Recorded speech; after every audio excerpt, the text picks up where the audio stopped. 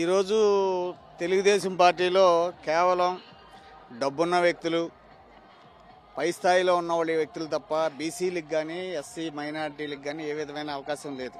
ఈరోజు ఉన్న పరిస్థితిలో జగన్మోహన్ రెడ్డి గారు మరి బీసీలకి పెద్దపీట వేస్తున్నారు. అప్పుడు మంత్రివర్గంలో కూడా దాదాపు బీసీ ఎస్సీ మైనారిటీలకు 18 సీట్లు, 18 మంత్రి పదవులు ఇచ్చారు. రాజ్యసభలు కూడా 5 రాజ్యసభలు బీసీలకు ఇవ్వడం జరిగింది.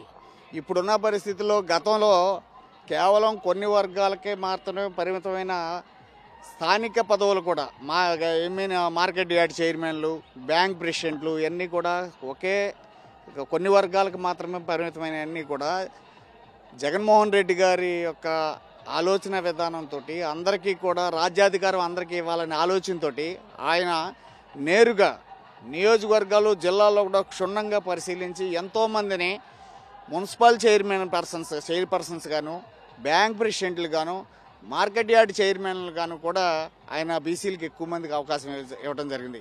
ఈరోజు మా ఉమ్మడి పశ్చిమ గోదావరి జిల్లాని తీసుకుంటే గతంలో ఎప్పుడు కనీవిని ఎరగని రీతిలో 3 ఎంపీలు కూడా బీసీలకు ఇచ్చిన ఘనత ఏదన్నా ఉందంటే అది జగన్మోహన్ రెడ్డి గారు.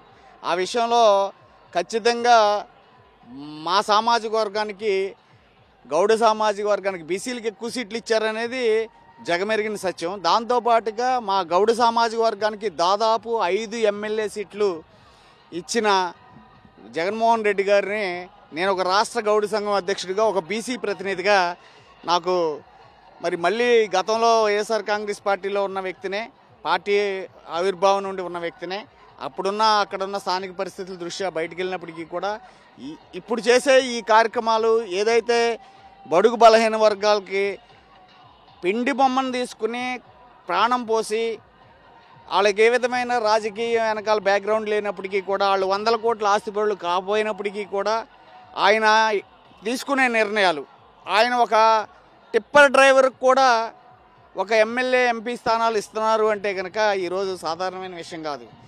ఈ హెచ్చుతగ్గులు ఏదైతే అంబేద్కర్ గారు ఏదైతే ఈ తారతమ్యం లేకోకుండా ఈ హెచ్చుతగ్గులను తగ్గించాలి, సమాంతరం చేయాలని ఆలోచన ఏదైతే చేశారో దానిలో జగన్మోహన్ రెడ్డి గారు ఈ రోజున బీసీలకి పెద్దపీట వేస్తున్నారనేది వాస్తవం.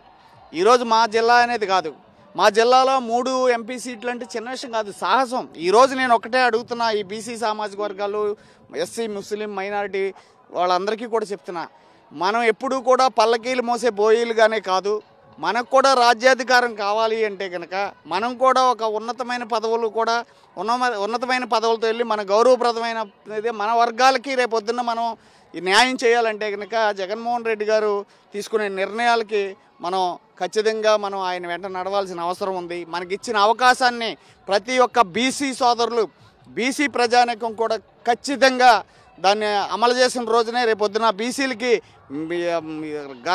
తర్వాత కాలంలో కూడా బీసీల వైపు రాజకీయ పార్టీలు చూస్తాయి తప్ప, లేదంటే కనుక ఇప్పుడు ఇచ్చిన అవకాశాన్ని, ఈ బీసీలకు ఇచ్చిన అవకాశాన్ని ఉపయోగించుకోలేకపోతే మనకి ఏ పార్టీ కూడా మన వైపు చూడవని చెప్పి సందర్భంగా నేను తెలియజేస్తున్నా.